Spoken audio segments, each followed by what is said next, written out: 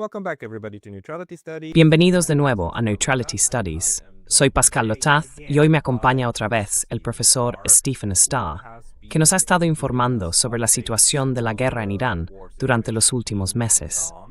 Y hoy ha preparado otra presentación. Bienvenido, Stephen. Today, Stephen, welcome. Hola Pascal, hola a ti y a todos tus espectadores, y gracias por invitarme de nuevo. Thank you very much for coming. Muchas gracias por volver y por preparar siempre estas presentaciones que voy a cargar en la pantalla ahora mismo. Estados Unidos e Israel han perdido, pero no quieren admitir la derrota. Admit defeat and the floor is yours. Y ahora te cedo la palabra. Sí, y creo que la pregunta que debemos hacernos ahora es, ¿van a decidir los ideólogos sionistas en Estados Unidos e Israel escalar el conflicto? Sinceramente, creo que ese es el camino que van a tomar. Bueno, miremos la situación actual. Estados Unidos ha sido prácticamente expulsado del Golfo Pérsico. Casi todas sus bases militares han sido destruidas o quedaron inoperativas. Entre 13 y 19 bases principales están abandonadas o destruidas, y en ese mapa se marcan con puntos rojos. El mando central de la Quinta Flota en Bahrein fue golpeado con tanta fuerza que quedan allí menos de 100 personas de personal. Y todas las bases militares estadounidenses en Siria han sido abandonadas. Las tropas de esas bases fueron trasladadas a hoteles, y esos hoteles han sido atacados después por los iraníes. Así que realmente no es lo que se podría llamar una situación ideal para el ejército estadounidense. Sin esas bases, tienen que recurrir a Diego García, un lugar muy Golfo Pérsico que...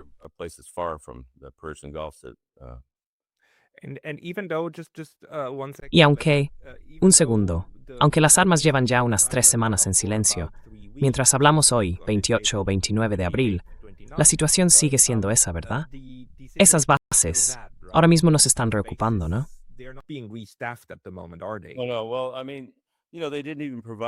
Bueno, quiero decir, ya sabes, ni siquiera proporcionaron búnkeres en esas bases para que los soldados pudieran refugiarse. Y está claro que sus sistemas de defensa aérea no funcionaron. Así que saben que si regresan, los iraníes probablemente los atacarán. Me sorprendió que Irán aceptara el alto el fuego, pero creo que es, como mucho, muy frágil, y desde luego Israel no lo ha respetado. Irán destruyó por completo los sistemas de radar estadounidenses en el Golfo. El 30% de esfuerzos en defensa en altitud de los llamados THAAD fueron destruidos. Nos quedan 8 de esos sistemas.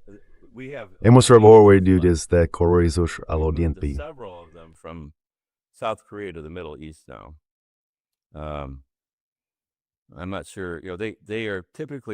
No estoy seguro. Normalmente se asocian con el sistema THAAD, pero también pueden usarse con los sistemas Patriot. Ahora mismo en el arsenal de Estados Unidos quedan menos de 1000 misiles Patriot y unos 100 misiles THAAD. Así que el radar no servirá de mucho si no tienes munición. Estados Unidos ha disparado el 80% de todos sus misiles Patriot y el 60% de los misiles THAAD en las últimas 7 semanas. En este gráfico se muestran las municiones de los sistemas THAAD y Patriot en la parte inferior. Son muy caros, $15 millones por un solo misil THAAD y 3,9 millones por un Patriot.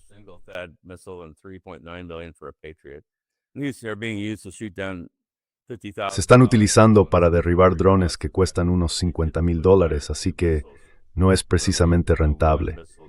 Normalmente disparan 2 misiles por cada uno que intentan interceptar. Si miras las estimaciones del inventario antes de la guerra y el uso durante la guerra con Irán, se ve claramente que, casi no quedan misiles.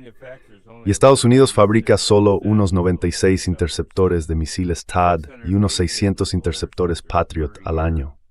Así que no podemos producirlos en masa. Harían falta años solo para reponer lo que hemos perdido en las últimas 7 semanas. La pregunta ahora es, ¿queremos seguir utilizando los ataques contra Irán?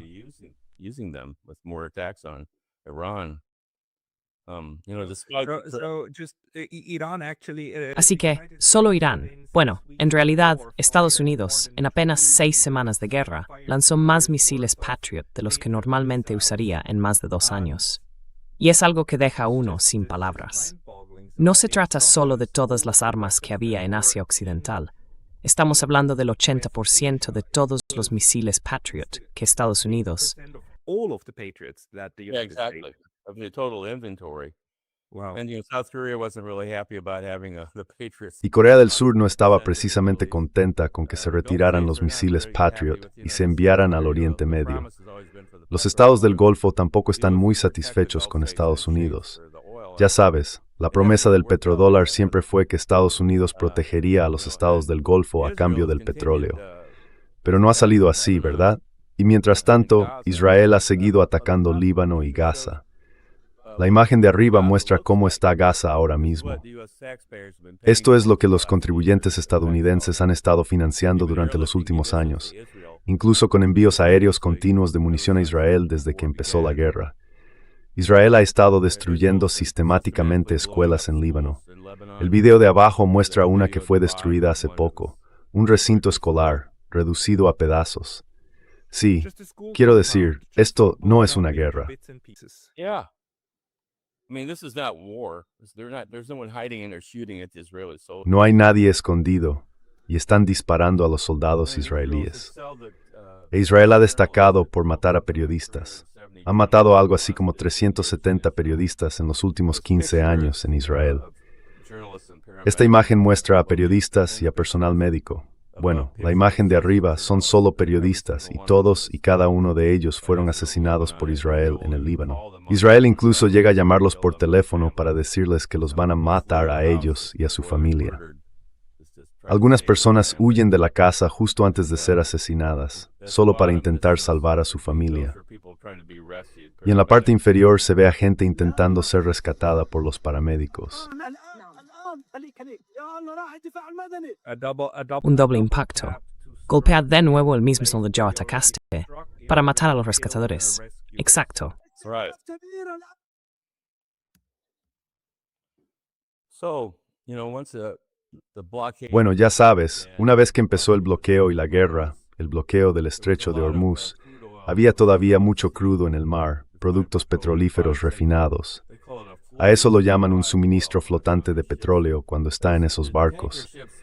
Los petroleros se mueven más o menos a la velocidad de una bicicleta, así que tardan semanas en ir desde el Golfo Pérsico hasta los distintos puertos del mundo.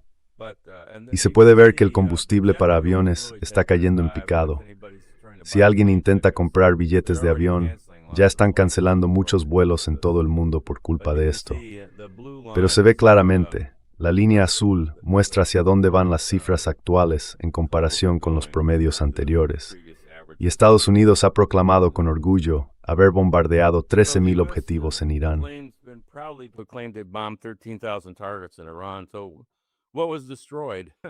Entonces, ¿qué fue lo que se destruyó? Tenemos 900 escuelas y al menos 30 universidades y centros de investigación han resultado dañados o destruidos por nuestros bombardeos.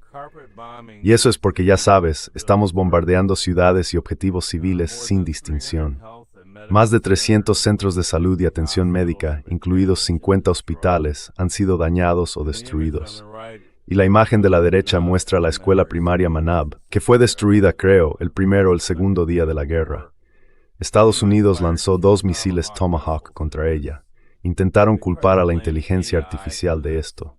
Ya sabes, el sistema de selección de objetivos de Hegseth eliminó la supervisión humana del proceso y lo dejó en manos de la IA. Así que quizá eso sea posible, aunque creo que mucha gente no se lo cree. Piensan que fue algo deliberado.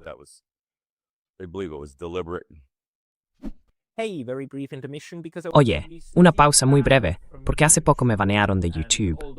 Y aunque ya he vuelto, esto puede pasar otra vez en cualquier momento. Así que, por favor, piensa en suscribirte no solo aquí, sino también a mi lista de correo en Substack. Es pascalotas.substack.com. El enlace estará en la descripción de abajo. Y ahora, volvemos al video. And now, back to the video. Las municiones guiadas de precisión de Estados Unidos también se usaron para atacar miles de objetivos falsos. Ya sabes, los lanzadores de misiles y los aviones señuelo de China y Rusia están equipados con elementos de calefacción para aparecer en el radar. Pues bien, encontré un anuncio en Alibaba de un avión, se puede pedir por internet. Y por lo visto, los estrategas militares estadounidenses estaban convencidos de que habían destruido todos los lanzadores de misiles iraníes, su fuerza aérea y todo lo demás, pero en realidad estaban atacando objetivos que eran señuelos. Y al final, tanto Estados Unidos como los medios de comunicación tradicionales han admitido que las llamadas ciudades de misiles iraníes han sobrevivido a los ataques estadounidenses. No hace mucho, los funcionarios de Estados Unidos decían que habían sido completamente destruidas. Pero incluso Pete Hegseth ha dicho que Irán está desenterrando sus misiles y sus lanzadores.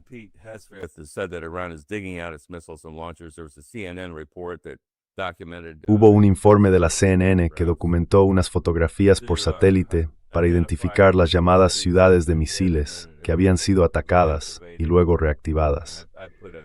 Puse ahí una pequeña imagen de una de esas ciudades de misiles. Ya hablamos de esto en una entrevista anterior contigo, sobre por qué esas ciudades son prácticamente inexpugnables. Están bajo unos 450 metros de granito, y bueno, no podemos destruirlas. Incluso las estimaciones oficiales dicen ahora que solo se ha destruido un tercio del arsenal de misiles de Irán. Así que todavía tienen miles de misiles y decenas de miles de drones, y los están fabricando bajo tierra, en esas ciudades de misiles. Entonces, ¿va a continuar Estados Unidos con el bloqueo? Estamos reforzando nuestras fuerzas en el Golfo. Ya hay 3 grupos de combate de portaaviones desplegados en la zona, y he leído que el U.S. Eisenhower está para salir como posible 4º portaaviones. Es, en fin, un despliegue enorme.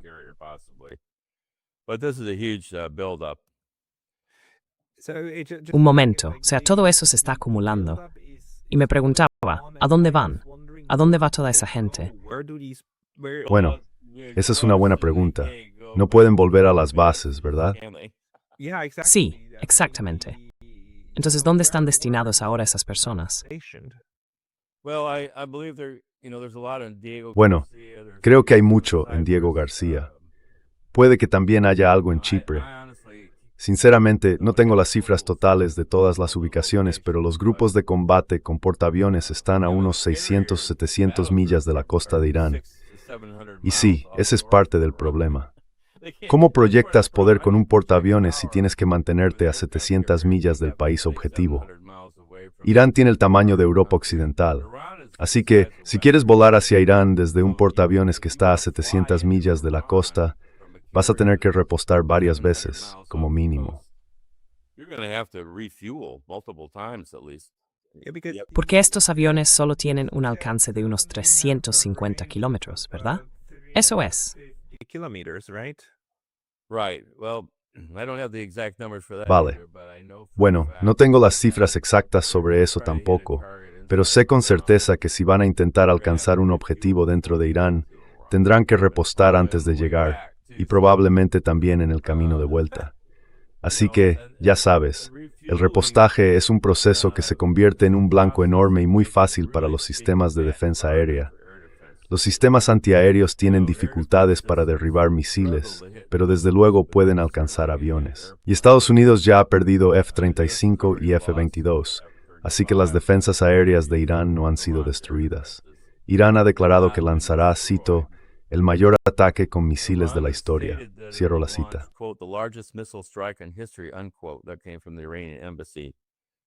Eso vino de la embajada iraní hace 2 o 3 días. Y según sus declaraciones, Irán dejó claro que si Estados Unidos ataca sus instalaciones eléctricas, sus centrales o sus refinerías de petróleo, responderá atacando a todos los demás estados del Golfo que estén asociados con Estados Unidos. Y eso en realidad son casi todos. Si Irán destruye las centrales eléctricas de esos países, no se pueden hacer funcionar las plantas desalinizadoras sin energía.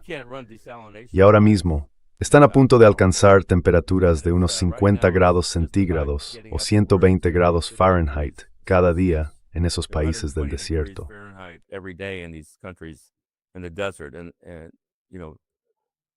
Y bueno, si destruyen esas plantas, harían que esos países fueran inhabitables. En ese gráfico se puede ver Kuwait, Qatar, Omán, Arabia Saudí, los Emiratos Árabes Unidos, Bahrein. Todos, excepto los Emiratos, dependen entre un 50 y un 90% de la desalinización. Irán obtiene solo un 3% de su agua de la desalinización. Es un país montañoso, con muchos ríos y fuentes de agua. Israel obtiene el 80% de su agua de la desalinización. Pero aún así Israel, o sí, creo que fue Israel o quizá Estados Unidos, no lo recuerdo bien, uno de los dos ya atacó plantas desalinizadoras en medio de la tensión. Así que bueno, es una locura, de verdad. So that, it's crazy, really. I mean, the people doing these. Quiero decir, la gente que está haciendo este tipo de ataques no tiene ningún sentido estratégico. Ninguno. Si esto llegara a pasar, los estados del Golfo tendrían que evacuar, o millones de personas morirían por el calor del desierto. Y probablemente muchos morirían también durante la evacuación, si llegara a producirse. La destrucción de los estados del Golfo supondría una pérdida permanente del 20% del petróleo y del gas natural licuado del mundo, el 49% del fertilizante de urea y el 30% del fertilizante fosfatado. Es enorme. Todo el mundo, todos los agricultores de Norteamérica y de todo el planeta dependen de la urea. Veo a los agricultores de Missouri, aquí mismo, la inyectan en los campos al comienzo del verano. They drill it into the fields at the beginning of the summer. And, right now, 70% of all Y bueno, ahora mismo, el 70% de los agricultores estadounidenses dicen que no pueden permitirse todo el fertilizante que necesitan para la siembra de primavera de este año. En otras palabras, las pérdidas ya han hecho que los precios se disparen. Pero esos son solo los precios. Lo que pasa es que cada vez va a ser más difícil conseguirlo. Así que voy a fijarme en lo que está ocurriendo aquí. Y podemos reírnos de Irán por ser una teocracia, pero creo que muchos de tus espectadores habrán visto que Donald Trump publicó hace poco una imagen suya como si fuera Jesucristo en su red social, Truth Social. Y eso, la verdad, me preocupa mucho. Vi una foto suya en una gran sesión de oración con todos los directores ejecutivos tocándole mientras rezan. Y bueno, también acaba de tener una sesión de lectura de la Biblia. Eso se emitió en el Museo de la Biblia, o algo así, en Washington, D.C. Salomón terminó la casa del Señor y la casa del rey, y todo lo que quiso hacer en la casa del Señor. Y en su propia Perú. Se supone que en Estados Unidos era una separación entre la iglesia y el Estado. Salomón, de noche, he escuchado tu oración. Está leyendo lo que dijo Salomón, así que en este punto es como si fuera Jesús y Salomón a la vez. No voy a hacer que tus oyentes escuchen todo el discurso, pero de verdad me resultó muy inquietante verlo. No creo que haya ningún precedente para algo así. No lo sabía. ¿Alguna vez hemos extraído a otro presidente de Estados Unidos que hiciera una lectura de la Biblia? No, I don't think it's ever happened before. No creo que haya pasado nunca antes. Y en el contexto de lo que está ocurriendo ahora, con toda la Casa Blanca llena de sionistas cristianos, incluido el secretario de Guerra de Estados Unidos, Pete Hegseth. Mira, encontré su libro. No me había dado cuenta de que lo había publicado hasta hace poco. American Crusade. Fíjate en sus tatuajes. Lleva la cruz de Jerusalén, la que usaban los cruzados, y hasta tiene el lema Dios lo quiere tatuado en el brazo. Vale. Okay. Sí, y ese es el secretario de Guerra, claro, sí. Un fanático evangélico sionista cristiano, sí. Y ha estado organizando reuniones de oración rutinarias cada mes en el Pentágono. La gente es invitada a participar, apuntan los nombres, llevan un registro de quién asiste, y los que no van y no tienen una excusa suelen ser despedidos. Quiero decir, están depurando el ejército. Quieren tener allí a sionistas cristianos, a fundamentalistas religiosos. Este es un discurso que dio hace poco y que llamó mucho la atención. Él pensaba que era realmente de la Biblia, pero en realidad es de verdad de Pulp Fiction.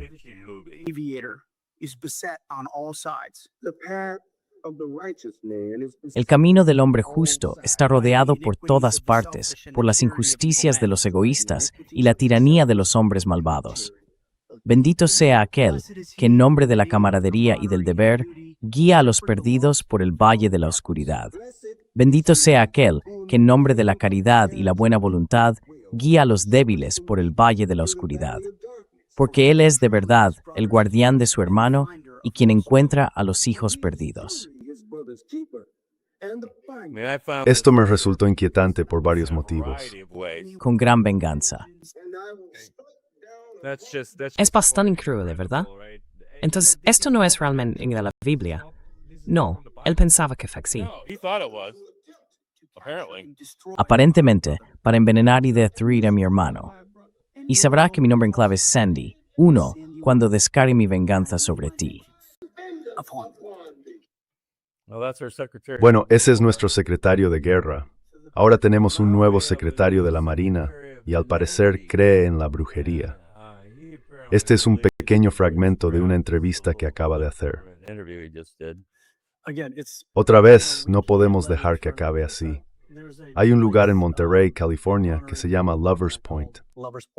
Sí, El nombre original era Punto de los Amantes de Cristo, pero ahora se ha convertido en Quitaron lo de Cristo y es solo Punto de los Amantes. Y la verdad, Monterrey se ha vuelto un lugar muy oscuro. Hay mucha brujería y la comunidad Wicca ha tomado realmente el control allí. Y no podemos permitir que eso ocurra en Virginia. Virginia es... Dice que hay mucha brujería. Sí, quiero decir, estas son las personas que ahora están ocupando cargos en el gobierno y en el Pentágono. Y todo esto viene de Israel, y Netanyahu está detrás de gran parte de ello. El impulso por el llamado Gran Israel lleva ya tiempo en marcha. Tienes la imagen de Netanyahu en la ONU, levantando un cartel con lo que él llama la maldición, que es Irán, un mapa de Irán, y la bendición, el Gran Israel. Así que toda esta gente cree en el Armagedón. Irónicamente, los judíos creen que los cristianos serán destruidos, pero los cristianos creen que ellos ascenderán al cielo. Y ha habido cientos de quejas de suboficiales del ejército de Estados Unidos, diciendo que sus superiores les dan charlas en las que les dicen que no deben tener miedo de morir en la batalla del Armagedón. Así que, sinceramente, creo que en este sentido estamos en un serio problema. I really think we're really in trouble in this respect. That this has been going on for too long and Esto lleva ocurriendo demasiado tiempo y nunca debería haber pasado. Así que, ¿qué puede hacer Irán? Tienen la opción de escalar con un bloqueo. Si miras el mapa, el Mar Rojo, al final está el estrecho de Bab el-Mandeb. En el otro extremo está el canal de Suez. Bien, los grandes petroleros, los superpetroleros que transportan crudo, no pueden pasar por el canal de Suez, así que tienen que entrar y salir por ahí. Arabia Saudí ha estado utilizando este oleoducto para evitar el estrecho de Hormuz. Aquí es donde está el bloqueo. Y han estado desviando un gran porcentaje, millones de galones, 8 o 9 millones de galones de petróleo al día, al menos creo, a través del Bab el-Mandeb. E Irán puede bloquear eso con la ayuda de los hutíes en Yemen. Además, Irán también puede atacar este puerto de aquí.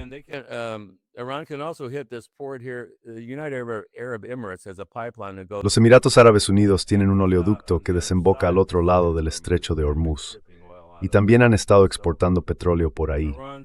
Así que Irán tiene opciones para escalar el conflicto en lo que respecta al bloqueo. Pero quiero preguntar, ¿aceptará Estados Unidos las condiciones iraníes y admitirá la derrota, o Estados Unidos e Israel reanudarán los ataques? Piénsalo. Ninguno de los objetivos de guerra de Estados Unidos se ha cumplido. De hecho, el estrecho de Hormuz estaba abierto antes de que Estados Unidos e Israel atacaran a Irán. Y fue una guerra de agresión. Es una guerra ilegal, y esto lo controla Irán. Nos quejamos de que Irán no tiene derecho a cobrar peajes. Pero oye, lo que pasa en el canal de Suez o en el canal de Panamá es que todos cobran peajes en los estrechos que controlan. Así que es una broma. Los estados del Golfo tampoco están contentos con esos peajes.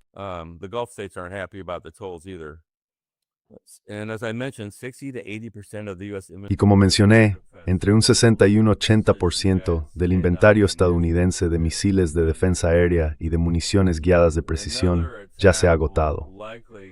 Y otro ataque probablemente dejaría esos inventarios completamente vacíos. Y bueno, estamos muy entusiasmados con la idea de atacar a China, pero no nos quedan misiles. Así que creo que ese es parte del debate dentro del Pentágono. No es que estén necesariamente en contra de atacar a Irán, pero no quieren gastar todas las municiones. Irán ha prometido destruir a los estados del Golfo y reanudar los ataques contra Israel si vuelve a ser atacado. Todo esto provocaría una enorme pérdida de vidas y llevaría a una terrible depresión global.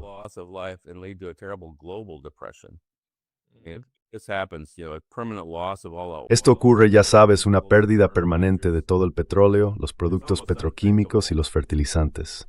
Es casi impensable. Así que supongamos que nos quedamos sin armas convencionales y empezamos a usar armas nucleares tácticas contra las ciudades de misiles iraníes. Eso generaría una enorme lluvia radiactiva.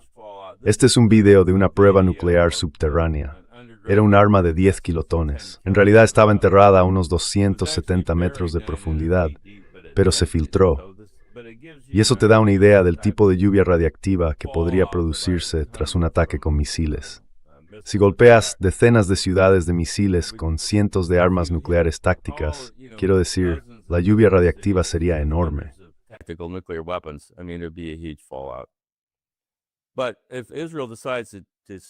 Pero si Israel decide atacar ciudades iraníes, entonces habría más de 10 millones de muertos. Es un estudio que se hizo en 2013. El escenario plantea 22 armas termonucleares israelíes detonadas en esas ciudades iraníes. Tenían 3 escenarios con Teherán, usando armas de distinto tamaño. Yo elegí las de 500 kilotones. Solo en Teherán morirían más de 7 millones de personas. Eso es una guerra nuclear, y la gente tiene que tenerlo presente, ¿sabes? En cualquier contexto nuclear. Quería mencionarlo porque una guerra nuclear va más allá de lo que puede imaginar incluso quien la estudia. Estos son los patrones de la lluvia radiactiva solo por las detonaciones sobre Teherán.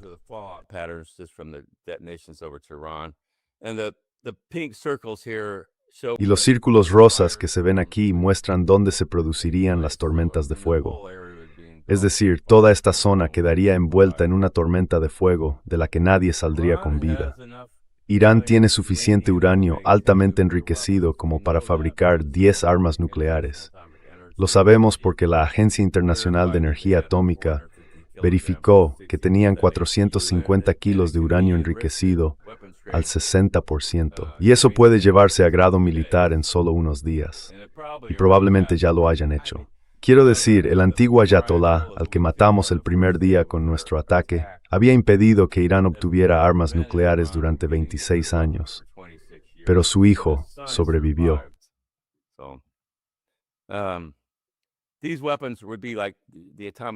Estas armas serían como las bombas atómicas que Estados Unidos lanzó sobre Japón, con un nivel de fuerza similar. Pero siguen siendo de 15 kilotones, es decir, el equivalente a 15,000 toneladas de TNT.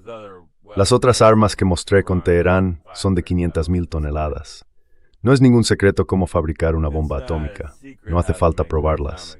Y desde luego, Irán tiene la capacidad técnica para fabricar cabezas nucleares y montarlas en sus misiles hipersónicos. Tienen instalaciones subterráneas donde están produciendo misiles ahora mismo. Y solo 3 de esas armas matarían entre 300,000 y 400,000 personas en Tel Aviv. Así que, ¿cuáles son las consecuencias actuales de la guerra entre Estados Unidos e Israel contra Irán? Pues, como mencioné, el suministro flotante de petróleo del Golfo se ha detenido. Los precios de petróleo se duplicarán en cuanto se interrumpa el 20% del suministro mundial.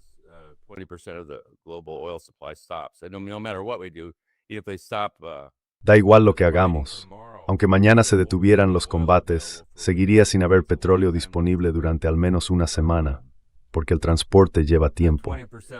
La pérdida del 20% del gas natural licuado está provocando graves escaseces y parones industriales en Asia, el sudeste asiático y África. Hay todo tipo de fábricas con problemas por esto, y también falta combustible. Cuanto más pobre es un país, menos reservas suele tener. El aumento de los costes energéticos, junto con el encarecimiento del transporte y la fabricación, hará subir los precios en todo el mundo. Incluso en Estados Unidos lo estamos notando. La gasolina ya cuesta más de $4 por galón y el diésel está entre $5 y $6. Si estás en California, es bastante más caro. y la pérdida de los fertilizantes de urea y fosfato reducirá la producción de alimentos y hará que los precios suban aún más.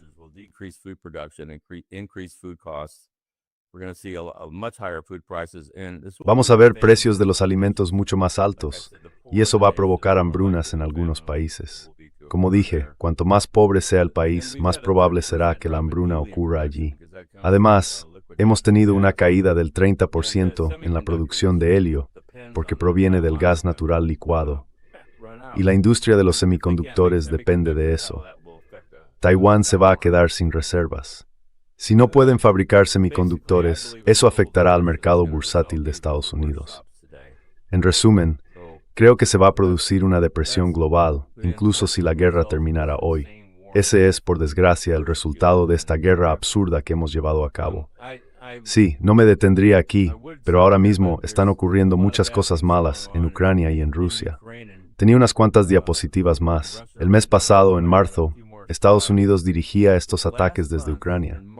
Rusia fue atacada con más de 7.300 drones en un solo mes.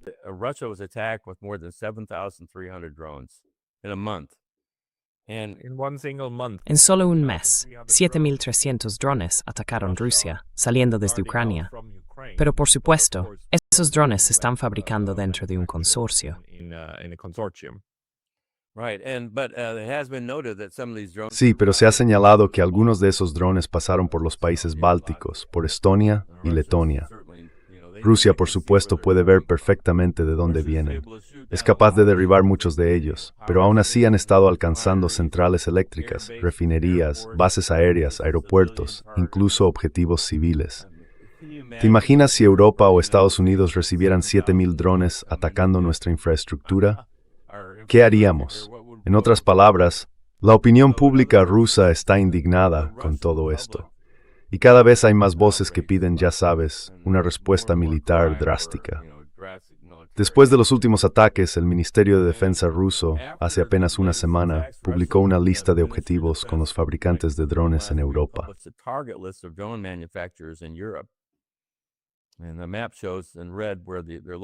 Y el mapa muestra en rojo dónde están ubicados. Incluye Alemania, el Reino Unido, Letonia, Dinamarca, Polonia, Italia, España, los Países Bajos, Lituania, Finlandia, la República Checa, Turquía e Israel. Esos son los objetivos. Es una lista de objetivos. Es una amenaza clara. No creo que los rusos empiecen con armas nucleares, pero probablemente usen un misil ruso o algo parecido para atacar esos lugares. Y entonces tendríamos una situación completamente distinta. Mucha gente ha criticado a Putin porque ha clasificado muchos ataques contra Rusia como ataques terroristas, pero en realidad es una situación de guerra. Solo se puede fingir durante un tiempo, creo yo. Así que no es algo bueno.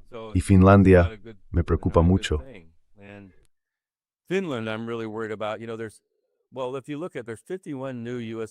Bueno, si lo miras, hay 51 nuevas bases militares estadounidenses en Finlandia, Suecia, Noruega y Dinamarca. Son muchísimas bases militares. El mapa que ves ahí es de Finlandia. Hay 17 bases en Suecia, 15 en Finlandia, 15 en Noruega y 4 en Dinamarca. Y Finlandia acaba de aprobar que Estados Unidos pueda tener armas nucleares en bases militares finlandesas. Así que, si eres Rusia y te están atacando con miles de drones cada semana, y ves cómo aparecen esas 51 nuevas bases militares, y además Finlandia anuncia que Estados Unidos puede desplegar armas nucleares allí, intentan cubrirse con una excusa diciendo, bueno, no tendremos armas nucleares en tiempos de paz. En fin, ese es el final de mi escenario aterrador sobre lo que está ocurriendo.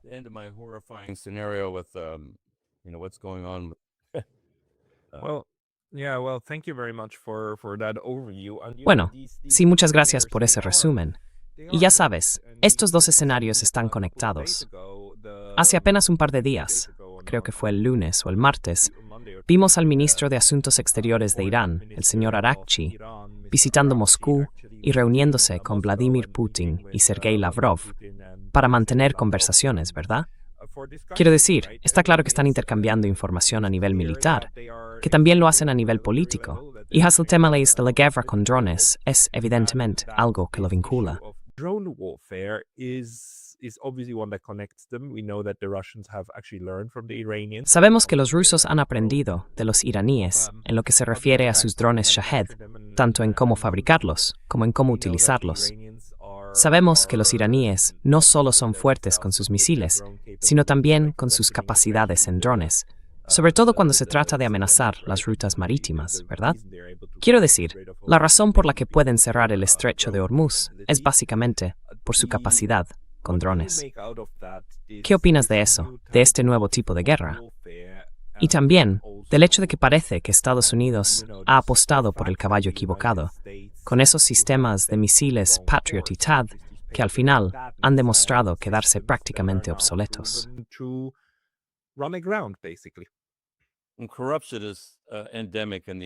La corrupción es endémica en Estados Unidos y creo que prácticamente ha destruido el país.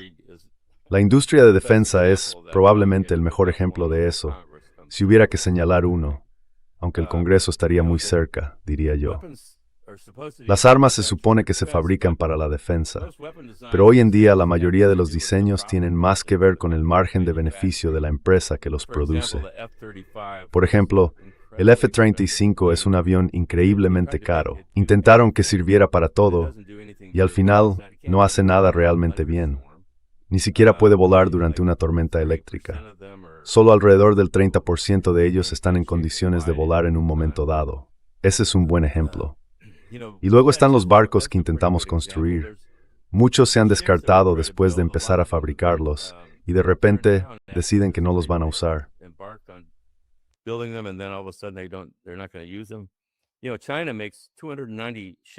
Mira, China construye 290 barcos por cada uno que fabrica Estados Unidos. Exacto. En otras palabras, seguimos atascados en el enfoque de la Segunda Guerra Mundial, proyectando poder con grupos de portaaviones. Pero hemos ignorado el hecho de que esos portaaviones son completamente vulnerables a los misiles hipersónicos y a los enjambres de drones. Y además, nuestros sistemas de defensa aérea son realmente sistemas del siglo XX que han intentado modernizar, mientras que Rusia tiene los S-300, S-400 y S-500, que son muy superiores a los estadounidenses. Y ya se ha visto lo que pasó con las bases del Golfo. Las bases norteamericanas quedaron arrasadas porque nuestros sistemas de defensa aérea no funcionan. Así que tenemos portaaviones que pueden ser alcanzados por misiles contra los que no podemos defendernos. E Irán, en cambio, se preparó para esto. En realidad, el Mermina strengthens is Quadinber, probable aceptar. Preparing for this war for at least 30 years, probably 40 years. Lo que acabamos de ver desarrollarse en esas 6 semanas de guerra fue, por un lado, la carnicería que mencionabas, la destrucción de escuelas, de infraestructuras, de parques y de todo lo demás. En definitiva, una guerra total contra la población civil, por supuesto, con el objetivo de quebrar su espíritu. Y no es la primera vez que Estados Unidos o el mundo occidental hacen algo así. Quiero decir, en la Segunda Guerra Mundial, los bombardeos incendiarios sobre las ciudades alemanas, Dresde y otras, y los bombardeos sobre Tokio perseguían precisamente ese objetivo, romper la voluntad de la otra población. Todo ello, por supuesto, en total contradicción con las leyes de la guerra y con el derecho internacional humanitario. Pero lo que esta guerra me ha dejado más claro es que Estados Unidos, aparte de las armas nucleares, aparentemente ya no tiene capacidad convencional para librar este tipo de guerras. Me refiero a enfrentarse a un enemigo real, no a guerrillas que combaten desde las montañas, sino a un Estado, a un actor estatal propiamente dicho.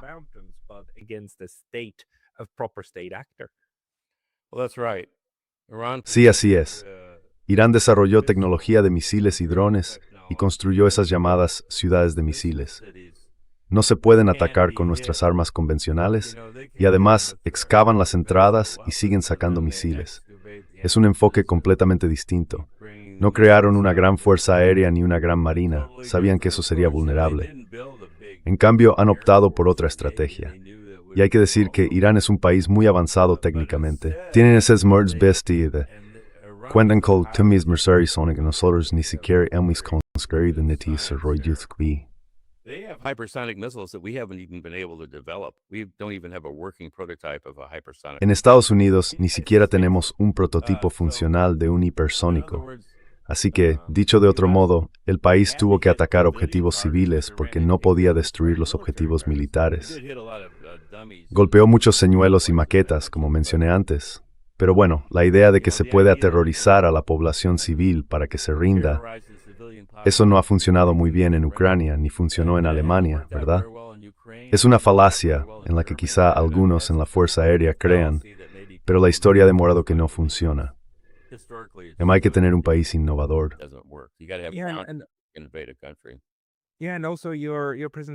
Sí, y además tu presentación, incluso con las imágenes de los señuelos, muestra bastante bien que toda la estrategia de Irán consistía, en realidad, en desarrollar la capacidad de absorber esos golpes, ¿verdad? Ser atacado por Estados Unidos formaba parte, de hecho, de la preparación para la guerra.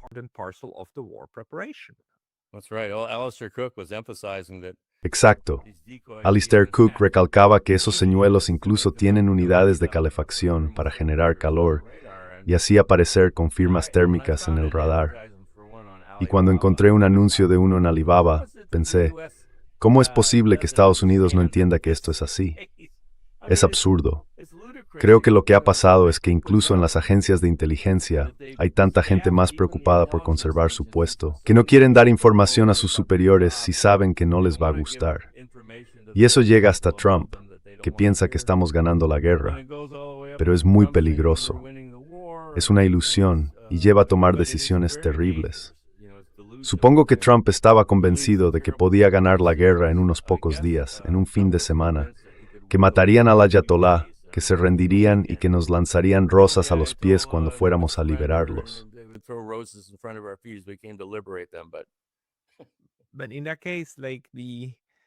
Pero en ese caso, el hecho de que no se rindieran, según los iraníes, cuando anunciaron que aceptaban un alto el fuego de 2 semanas, ellos dijeron en realidad que los estadounidenses, en ese momento, era el día 40 de la guerra, llevaban ya 30 días, un mes, suplicando por un alto el fuego. Exacto, eso es lo que afirmaban. Pero cuanto más analizamos las cifras, más parece que también en el Pentágono empezó a cundir el pánico, al darse cuenta de que estaban consumiendo tanto de su propio arsenal que literalmente se iban a quedar sin él, que simplemente no podrían lanzar más misiles contra Irán. Exacto.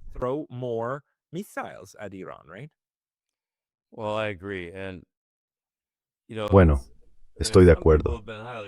Y ya sabes, algunas personas han sido muy críticas con Irán por aceptar siquiera el alto el fuego, pero yo no puedo juzgar eso desde mi posición.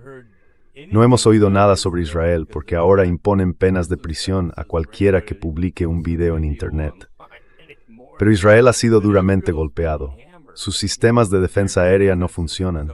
Cuando eliminaron los radares estadounidenses en el Golfo, el tiempo de aviso en Israel se redujo a 1 minuto o menos ante ataques con misiles, y la gente lleva noches viviendo en refugios. Creo que es más probable que haya una revuelta política en Israel que en Irán.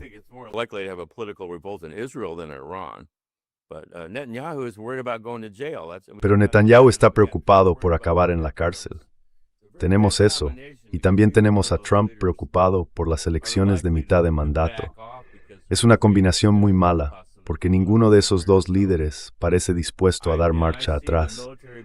Tienen miedo de que eso les cueste su carrera política. Y veo que el despliegue militar sigue aumentando en Oriente Medio, en Estados Unidos, y no veo ninguna señal de que vayan a aceptar una derrota en Irán. Las propuestas que Estados Unidos sigue presentando son absurdas. Algo así como, compartiremos los peajes con Irán en el estrecho de Hormuz. Podéis entregarnos todo vuestro material nuclear. Es una fantasía, e Irán no va a aceptar eso.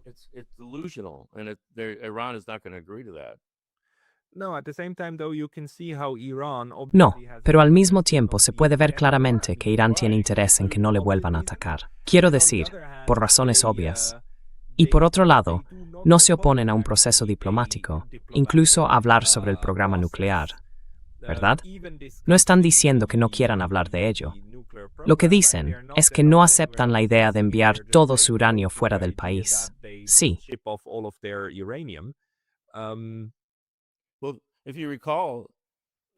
Bueno, si lo recuerdas, el día antes de que empezara la guerra, ya habían llegado a un acuerdo. El embajador de Omán estaba eufórico. Dijo algo así como: han aceptado entregar su uranio altamente enriquecido y permitir la entrada de inspectores estadounidenses, y prácticamente todo lo que se les pedía. Era mucho más de lo que nadie esperaba de ellos en cuanto a cumplir ese tipo de exigencias. Así que eso desmonta la idea de que queríamos esta guerra para evitar que Irán tuviera un arma nuclear. Podríamos haberlo conseguido sin la guerra. Ya habían ofrecido hacerlo. Y además teníamos el JCPOA, el acuerdo que impedía precisamente eso, y que Trump rompió desde el principio. Así que no lo sé. Si yo fuera iraní y mis negociadores hubieran sido atacados 2 veces durante las negociaciones, me lo pensaría mucho antes de volver a enviarlos una tercera vez.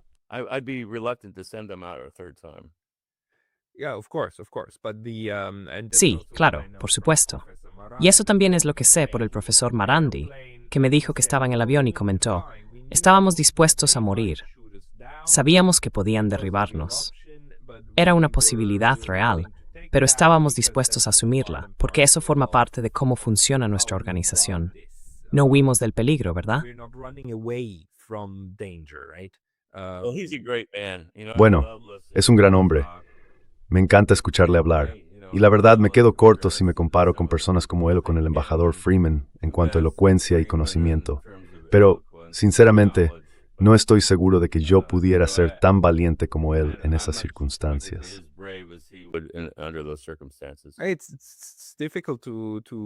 Es difícil tener ese tipo de valentía cuando sabes que podrías morir. Pero la pregunta sigue siendo: ¿cuál es la estrategia general de Estados Unidos, verdad? Eso es, por supuesto, lo que también Irán tiene que intentar adivinar. Pero si el despliegue en Oriente Medio es realmente serio, ¿cuál podría ser un escenario posible? Quiero decir, ya nos han sorprendido varias cosas en esta guerra, ¿no? Quizá no tanto que empezara, sino la forma en que lo hizo. Esos ataques de decapitación, que el Ayatollah Khamenei fuera eliminado el primer o el segundo día. Eso sí fue una sorpresa. Y que luego Donald Trump impusiera un contrabloqueo.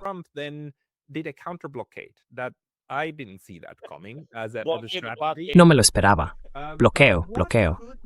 Pero ¿cuál podría ser el siguiente nivel militar posible? Porque en cierto modo, esto no ha terminado. La guerra no ha acabado. La fase cinética, la primera fase cinética, puede que haya terminado, pero podría haber una segunda fase cinética. La guerra sigue, con el bloqueo y el contrabloqueo. Y por ahora, me da la impresión de que la estrategia iraní es simplemente mantener su posición y decir algo así como: no, nosotros podemos aguantar más que vosotros. ¿Cuál podría ser el siguiente escenario militar en el que Estados Unidos pudiera hacer algo, potencialmente? ¿Tienes alguna idea creativa?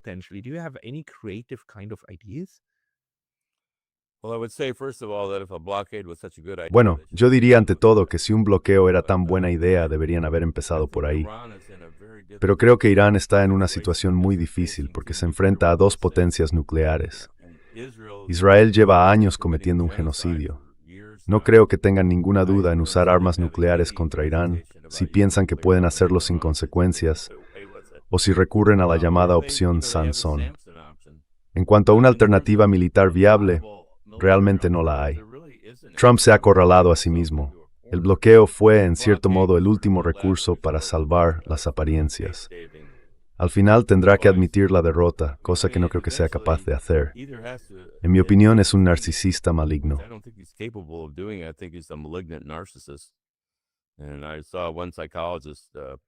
Vi a un psicólogo hacer una presentación bastante buena en la que decía que cree que el presidente sufre demencia frontotemporal, lo que reduce mucho su capacidad para controlar las emociones, y además cree todo lo que piensa. Así que ese es el tipo de persona que tenemos al mando en Estados Unidos. Ahora bien, si le han dado los códigos nucleares o si va acompañado del maletín nuclear, no lo sé. Todos los demás presidentes lo han tenido, eso sí. Pero creo que, en poco tiempo, si empezamos otro gran ataque aéreo, se van a encontrar con que se quedan sin municiones y tendrán que recurrir a armas nucleares tácticas.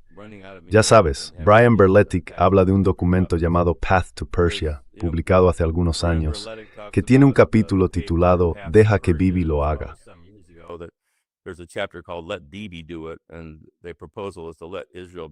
Y la propuesta es dejar que Israel empiece con ataques nucleares para que Estados Unidos pueda desentenderse. Pero no lo sé. Quiero decir, creo que por eso los iraníes aceptaron el alto el fuego, porque temen que, si llevan todo hasta el punto en que Israel esté al borde del colapso y la destrucción total, entonces usarán armas nucleares. No quieren llegar a ese extremo, pero yo no lo veo. Ojalá pudiera darte una buena solución, pero no creo que exista. Escucha a Larry Johnson y a algunos de esos expertos, incluso más que Scott Ritter, que saben de temas militares mucho más que yo, y ninguno de ellos tiene una propuesta para que Estados Unidos logre una victoria brillante con esto, ni para que Trump gane sus elecciones de mitad de mandato.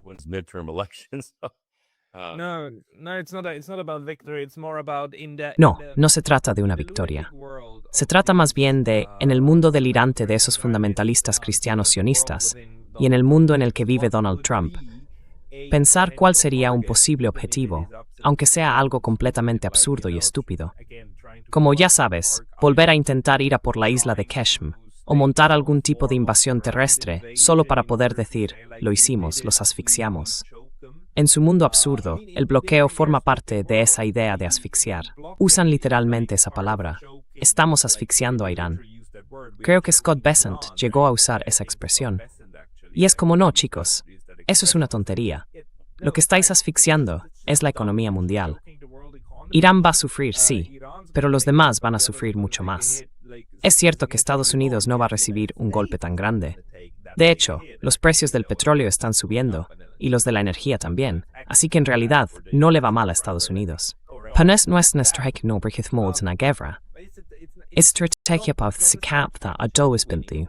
It's a strategy for damaging everybody. Well, that's right. Bueno, así es. Verás, si la idea es ir realmente contra China, al final entonces destruir todo el petróleo y los productos petroquímicos que salen del Golfo Pérsico sin duda perjudicaría a China. Ya sabes, tomamos el control de Venezuela, al menos no sé exactamente cuánto control tenemos realmente, pero fuimos allí primero. China obtenía mucho petróleo de ellos y ahora estamos en el Golfo Pérsico. Así que, ahí está esa narrativa. Nos cuesta darle sentido a todo esto porque es nuestro instinto hacerlo. Pero cuando hablas de fanáticos religiosos que creen en el Armagedón, algunos de ellos simplemente esperan la batalla final porque creen que Jesucristo va a regresar y que ellos van a ascender al cielo. Eso es. Pues la verdad, no lo sé. No puedo darte una razón sencilla de por qué estamos haciendo esto, pero no creo que haya una gran estrategia detrás. No creo que la haya habido nunca, porque si la hubiera, no habríamos empezado la guerra en primer lugar.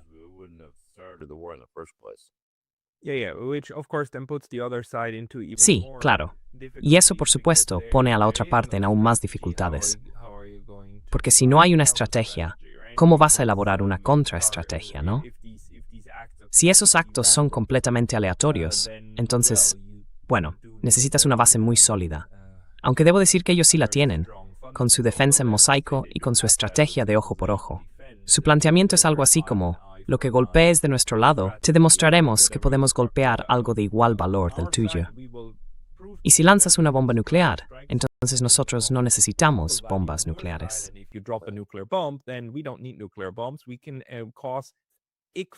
Podemos causar un daño equivalente con lo que tenemos.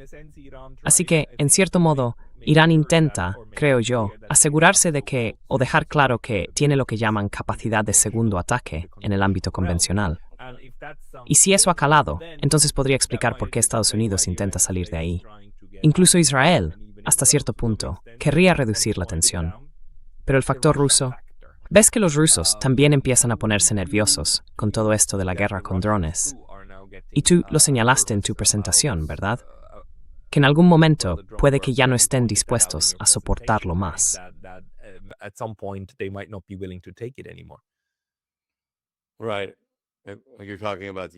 Exacto.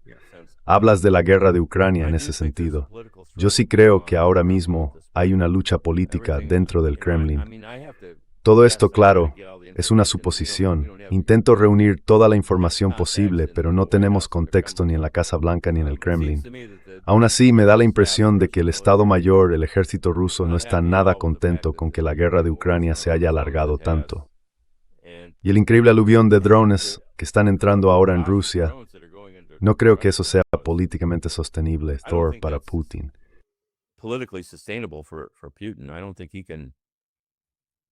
No creo que pueda sobrevivir si no hace algo al respecto. No puedes simplemente llamarlo terrorismo y mirar hacia otro lado. Verás, un gran porcentaje de las refinerías de petróleo rusas han sido atacadas, y eso ha reducido su producción de crudo. En Rusia tienen unos tipos de interés altísimos, y el Banco Central ha sido muy criticado. Estamos hablando de alrededor del 20% para la gente común. Eso no afecta a los oligarcas militares. Ya sabes, ellos también tienen su propio complejo militar industrial, y puede que estén ganando mucho dinero, algunos incluso con la propia guerra. Así que no son precisamente los buenos, por decirlo así. Quiero decir, todos los países tienen que lidiar con este tipo de problemas relacionados con la producción militar y los monopolios. Pero aún así, tiendo a pensar que la corrupción en Estados Unidos es peor.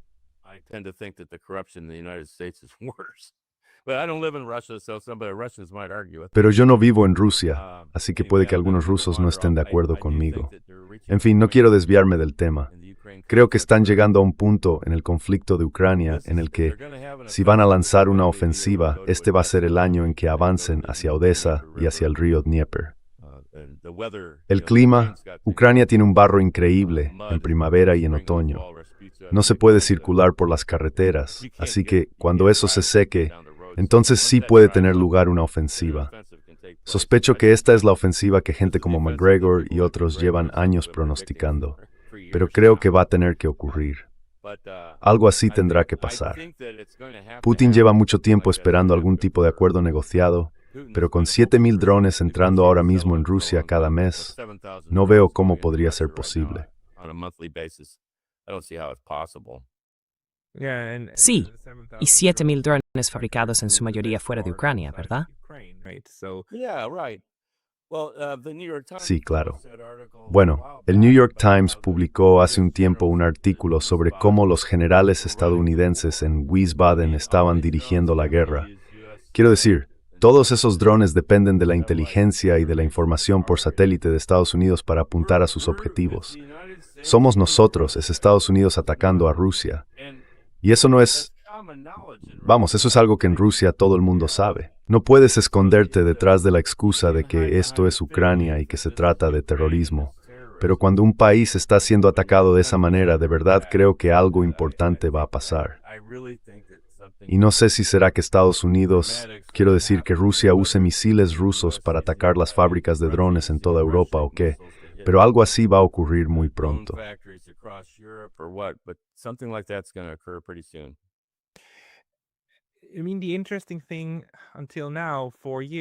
Lo interesante, hasta ahora, después de 4 años de esta horrible matanza en Ucrania, es que los rusos han estado dispuestos a mantener la fantasía de que se trata de una guerra entre Rusia y Ucrania, ¿verdad? Bueno, en realidad, los rusos ni siquiera la llaman guerra. La llaman operación militar especial. Así que, en su fantasía, es solo una operación militar en Ucrania. Mientras tanto, Occidente la presenta como una guerra entre Ucrania y Rusia, cuando en realidad lo que es, por supuesto, es una guerra de coalición conjunta de todo el gran Occidente político contra Rusia. Incluye inteligencia, incluye selección de objetivos, incluye logística, incluye la fabricación de todos esos instrumentos de guerra que luego también se descargan sobre Rusia. Pero lo interesante es que la ficción, en ambos lados, sigue intentando mantenerla dentro de esa ficción. Está contenida dentro de Ucrania, ¿no?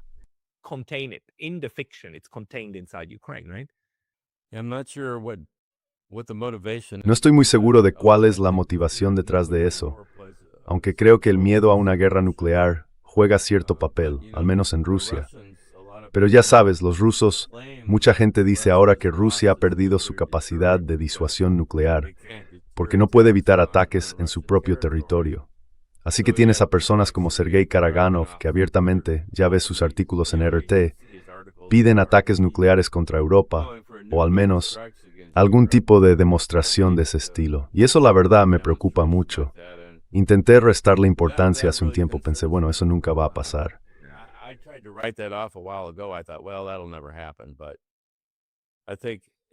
Pero creo en particular que la gente en Occidente que parece querer deshacerse de Putin no tiene ni idea. ¿Con quién creen que lo van a sustituir? ¿Con Papá Noel?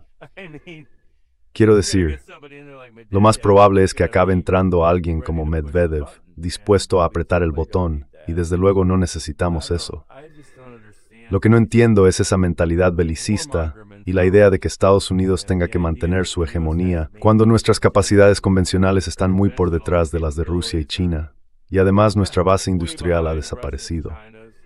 No somos capaces ni de reemplazar esos tristes sistemas de radar sin tierras raras de China, no podemos.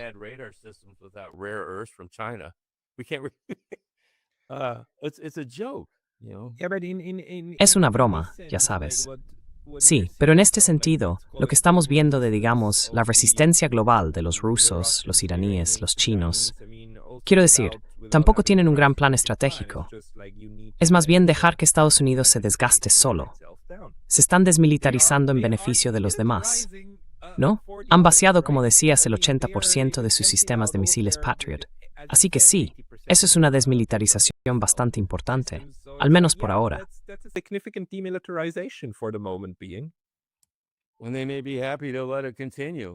Puede que estén encantados de dejar que esto siga así.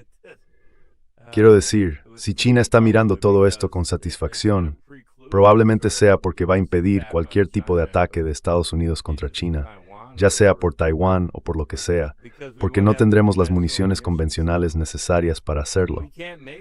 Y no podemos fabricarlas, no tenemos la capacidad de producirlas. Los rusos sacan estas cosas en cadena, y todos nuestros misiles se hacen a mano.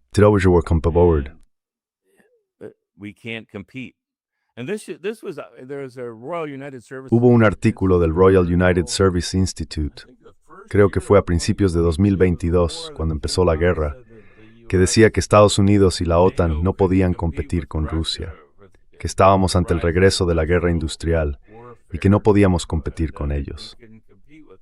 Es algo evidente para cualquiera que se moleste en leer un poco, pero si tienes un presidente al que solo le gusta ver pequeños vídeos de bombardeos, que no lee los informes, que no asiste a las reuniones informativas, entonces tenemos un problema serio en Estados Unidos, porque tenemos un líder que a estas alturas a mí me parece que ni siquiera está en su sano juicio. Creo que ya hemos tenido 2 presidentes con demencia.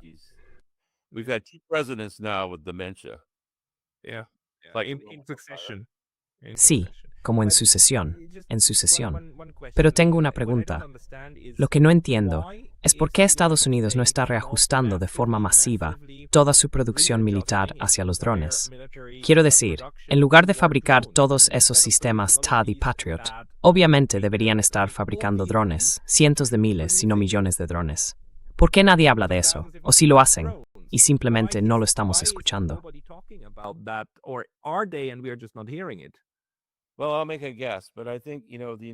Bueno, voy a aventurar una suposición, pero creo que ya sabes, Estados Unidos se ha desindustrializado hasta el punto de haber perdido una mano de obra cualificada.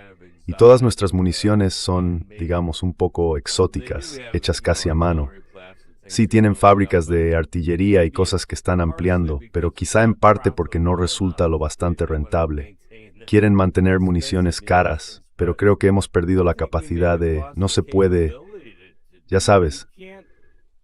Rusia probablemente se preparó para la guerra en Ucrania durante unos 7 años antes de que ocurriera. Se planificaron con antelación. Pero nosotros creo que ahora mismo carecemos de la capacidad para hacer muchas de esas cosas en Estados Unidos. Hay buenos científicos y todo eso sí, pero nuestra base industrial está caput, ya sabes. Y muchos de los estudiantes de ciencias, tecnología, ingeniería y matemáticas que salen de la universidad vienen de China. Cuando yo enseñaba en la universidad, me sorprendió bastante ver que, en el departamento de estadística, el 90% de los estudiantes eran de China, por ejemplo.